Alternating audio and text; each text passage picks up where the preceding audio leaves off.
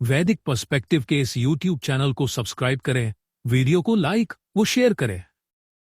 ओम चक्राणासय परिगणहं पृथिव्या हिरण्ययेन मणिना शुंभमानाः न हिन्वनासः तितिरुः ते इंद्रम परिस्पसो अदधात सूर्येण। चक्रों वाले हैं, सर्वथा घेरे हुए को पृथ्वी के हिरण्यमयी द्वारा शोभायमान।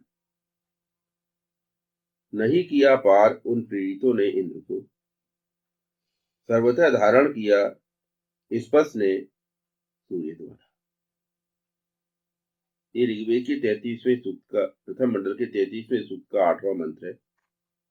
आदमी 12 घंटे जो है, 8 घंटे 9 घंटे 10 घंटे जो काम करता है वो समय कहाँ पाता है। तो इसलिए क्या है कि इधर आदमी अपने तरफ ध्यान नहीं दे पाता। अब कुछ लोग तो ये हालत है, और कुछ लोग जिनके पास समय है वो फालतू चीजों में समय खर्च करेंगे, पर वो अपना विकास नहीं करते,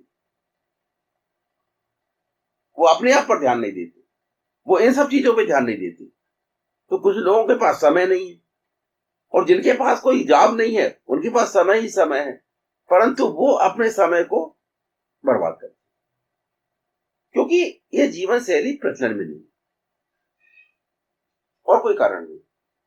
हम किसी व्यक्ति को ईमानदार नहीं बना सकते, और ईमानदार बनना व्यक्ति क्या समझता है कि मैं ईमानदार नहीं हूं, मैं मूर्ख हूं। बेवकूफ समझता है। ईमानदार आदमी को लोग बेवकूफ समझते, मूर्ख समझते, इसी को ईमानदार बनना नहीं चाहते। ये सबसे बड़ी इसमें समस्या। तो जो स्वाधिष्ठान चक्र है, अगर स्वाधिष्ठान चक्र जागृत हो जाए तो क्रूरता, जबकि आप देखो तो जितना आतंकवाद है, कौन लोग उनमें लिखते, क्रूर लोग, हिंसा की जनक, हिंसा। ओके, हिंसा के कारण, हिंसा कहाँ से व्यक्ति, हिंसा कैसे होता है, क्रूरता है उसके अंदर, मानवीय जो है वो भावनाएं नहीं पाई जाती, जागृति नहीं होती। अच्छा, वो कहां से जागृत हो, उसके लिए धर्माचरण करे आदमी, धर्माचरण करे तो जागृत हो। तो हमारे पास समय नहीं है इन सब चीजों। हम एक अच्छा जीवन इसलिए नहीं जी पा रहे हैं क्योंकि हम उस जीना ही नहीं चाहते। हमारे यहाँ ऐसा नहीं है, दर्शन सभी प्रकार के हैं, सोच सभी प्रकार की प्रचलन में है। आज भी ऐसा नहीं कि धर्म के लिए लोग समय नहीं निकालते या धार्मिक कार्य नहीं करते, कहीं ना कहीं लोग धर्म से जुड़े हुए हैं, परंतु किसी न किसी रूप में ईश्वर को मानते हैं वो।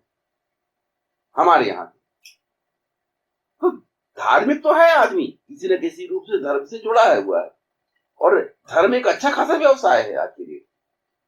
जैसे आज ही पेपर में आया कि वो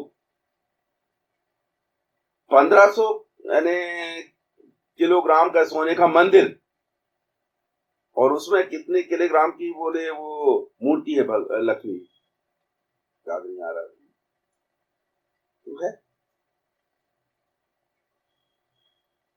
तो मंदिरों के पास बहुत ज्यादा फंड है, पैसे की कोई कमी नहीं है कहीं,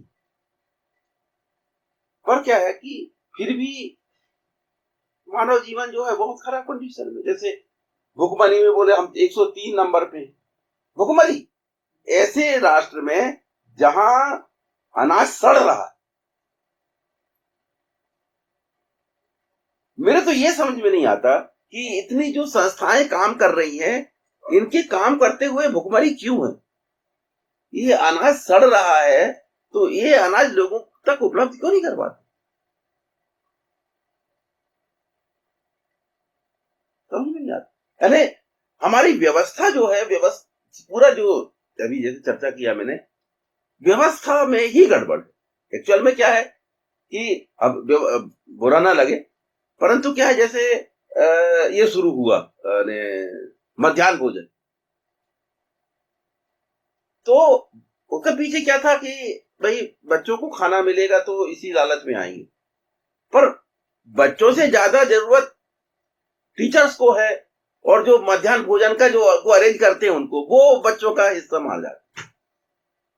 अभी एक कुछ दिन पहले पेपर में आया था, ले जाते हुए फोटो खींचा, ये बोले हुए मध्याह्न भोजन का प्रिंसिपल के घर जा रहा है, हेडमास्टर।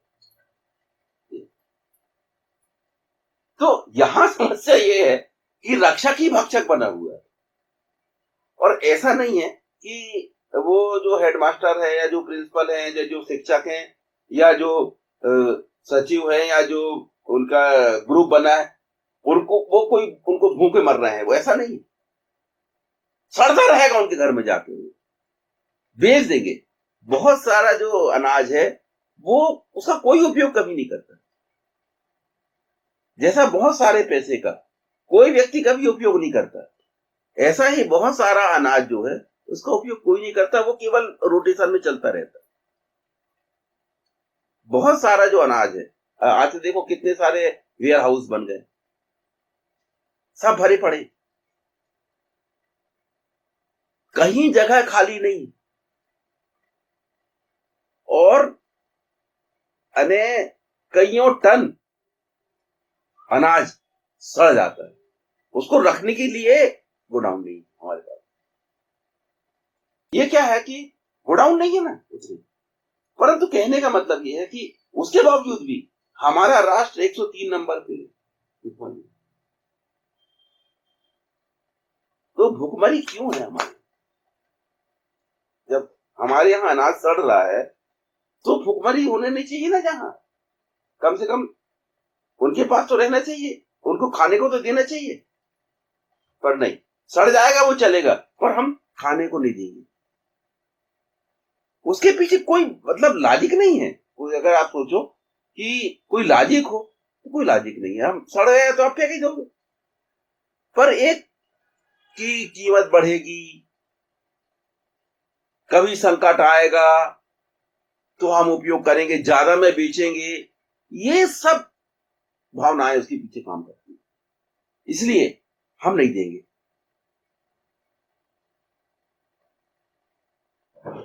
हमारे यहां बड़ी विसंगतियां हैं, जैसे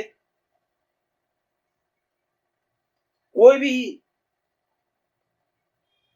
त्योहार होगा तो हमारे यहां जो है आजकल प्रचलन में क्या है कि कोई भी त्योहार है, कोई भी मंदिर है, तो वहां पर आपको खाने को तो मिल ही जाएगा, भंडारा चलने लगे हैं, और कुछ जगह तो भंडारे मतलब हमेशा चलते रहते हैं।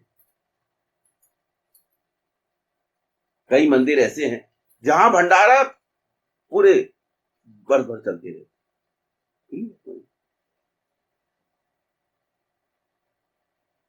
मतलब हम लोग जो हैं, हमारे यहाँ क्या है कि किसी भी जो प्रॉब्लम को, जैसे वेद जो करता है, कोई भी समस्या को पर हल करने की सोचता है। देखो, कोई दिल्ली में बैठ के कोई भी व्यक्ति अगर चाहे तो कोई गांव में जो समस्या उसको हल नहीं कर सकता, गांव की समस्या गांव का ही आदमी हल कर सकता है।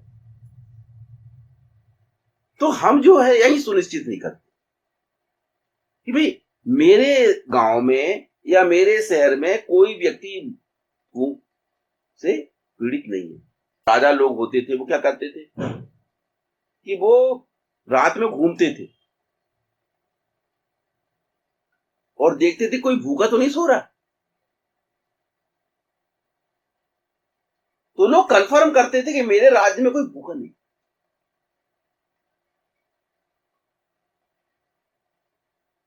वो तो सब चीजें ऐसी थी कि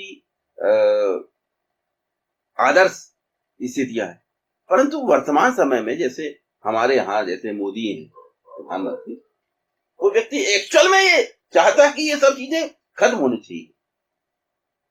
जो मतलब आदर्श जैसे राज्य नायक होने चाहिए, वो व्यक्ति वास्तव में वैसे उसके लिए प्रयास करता है, किंतु उसके बावजूद भी सवाल यही है ना कि वो एक आदमी